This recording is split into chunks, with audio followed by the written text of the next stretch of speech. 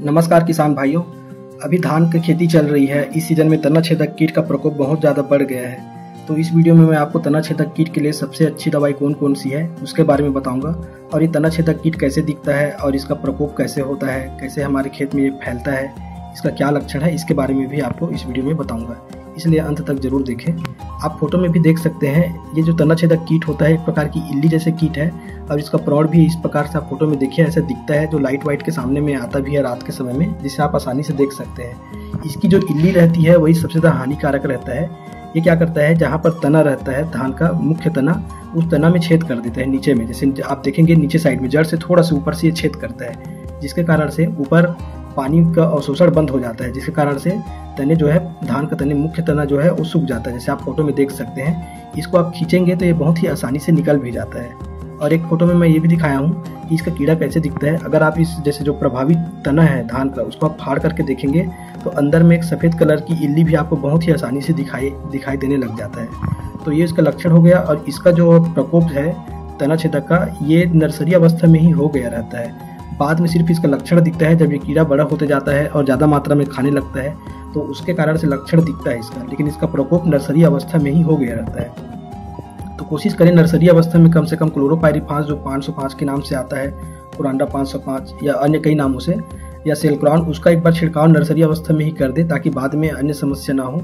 आप इस फोटो में अगर देखेंगे तो इसकी इल्ली आप बहुत आसानी से देख सकते हैं। तने को देखिए छेदा हुआ है, आप बहुत गौर से देखेंगे तो ये बहुत आसानी से दिख रहा है, छेदा हुआ है जो पंक्चर कर रहा है तने को। तो चलिए, अभी तो हो गई इसका लक्षण की बात। और इसमें क्या होता है कि इसकी जो पत्तियां होती है धान की, तो पत्ती के पीछे में जो ऊपर की पत्ती है, बड़ी पत्तियां, उसके पीछे में अंडा देती है तना छेदक का कीट जो है। और वहां से जब अंडा फूटता है तो इसकी इल्लियां जो है धीरे धीरे नीचे उतरता है और तना के अंदर घुसते जाता है, और उसके बाद उसको खाते जाता है। तो इस प्रकार से तने के अंदर में छेद हो जाता है। इसलिए आप बाहर से देखेंगे तो उसमें कहीं से भी छेद नहीं दिखेगा।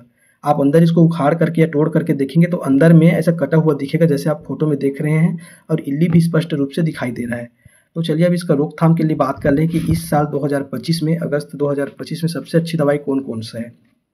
तो मैं अपने अनुभव के आधार पे कुछ 5 दवाइयों के बारे में बताया हूँ जो मुझे सबसे अच्छा रिजल्ट देने वाला तना छेदक की दवाई लगा। एक जो है एस प्राइम के नाम से आता है, इसमें क्लोरेंट्रानिलिप्रोल टेक्निकल जो है 35% होता है। इसका 17 ग्राम का एक पाउच आता है जो 4 स्पेयर बनता है, ये भी बहुत अच्छी दवाई है।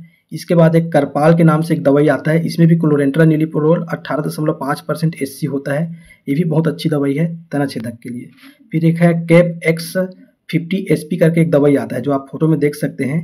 इसमें होता है कार्टाप हाइड्रोक्लोराइड 50% SP, लेकिन इसे कार्टाप इस दवाई के साथ साथ आपको बाइफेंथ्रिन, मतलब ये जो दवाई दिखा रहा हूँ, इसको भी आपको मिलाना है, दोनों को कॉम्बिनेशन में चलाना है, तो 100% तना छेदक का नियंत्रण होगा। और उसके बाद है चौथा नंबर में एक टेकोरेल के नाम से दवाई आया है, तो ये भी क्लोरेंट्रानिलिप्रोल ही रहता है 0.4% GR का। इसका रेट भी 550 रुपये एक 4 kg का मिलता है, ये बहुत ही अच्छी दवाई है ये। और एक इसी में एक बैलोट के नाम से भी आता है, सेम फार्मूला है जो टेकोरेल का फार्मूला है, उसी फार्मूला का, लेकिन काम बहुत अच्छा है इसका। और 5वां नाम में एक डायनामाइट करके ऑर्गेनिक इंसेक्टिसाइड आता है, इसका भी तना छेदक में बहुत ही अच्छा रिजल्ट है।